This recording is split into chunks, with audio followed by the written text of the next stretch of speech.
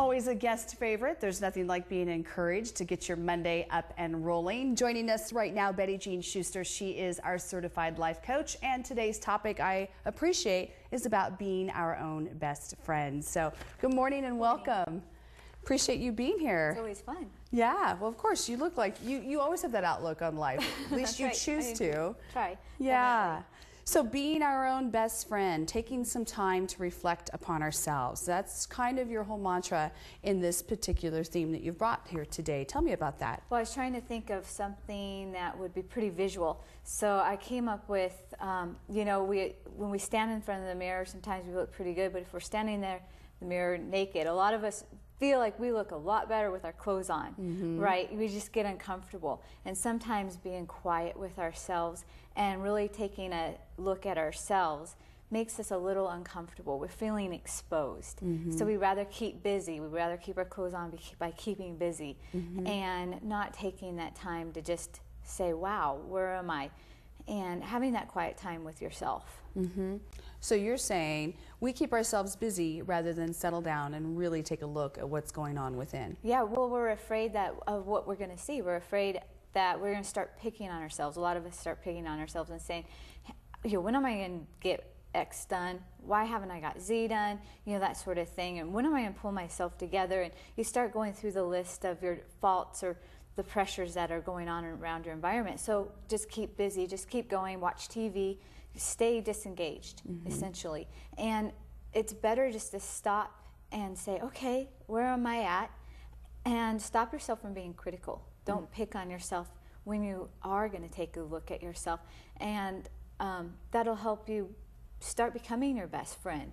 And as you said, it's okay to take a good look at yourself, but be considerate about it as you do it. That's right, yeah. Because we don't, you put out negative energy, you get negativity back. You start the morning with a smile, and the day will treat you much better than if you go around growling, And so if you're going to look at yourself, there's times that you really have to take that hard look, that's why there's intervention and so forth.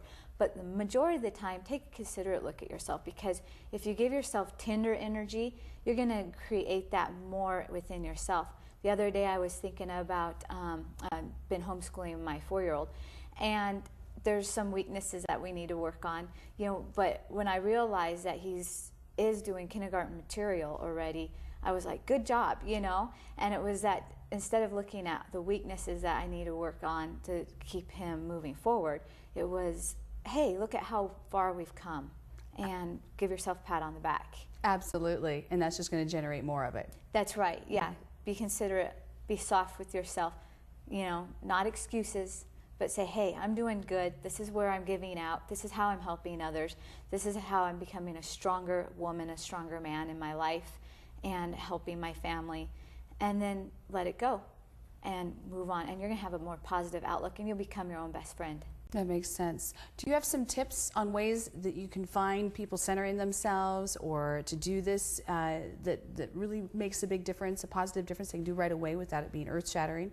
Yes, if you're doing this quietly by yourself, and your mind won't stop, and you're thinking about, okay, I got to go to the grocery store still, or the bills need to be paid, or I need to call this contact, have a list and just jot those things down. Get in a quiet place. You can't really do this well with the radio going in the car or the TV going, because your mind is not concentrating on yourself. And just set up a rule. I'm not going to be critical.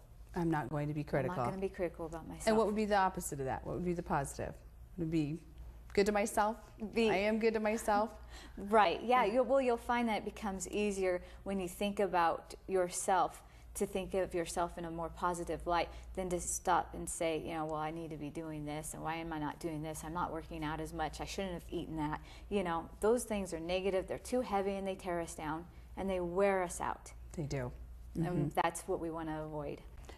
Definitely some good information to make sure we can learn how to become our own best friend. That's right, BettyJean. We can get more information definitely by going to your website, and we're going to put that up at this time, and that's dynamiccoaching.org, or give her a call at 541-280-1596. So, BettyJean, always wonderful to have you in. Yes.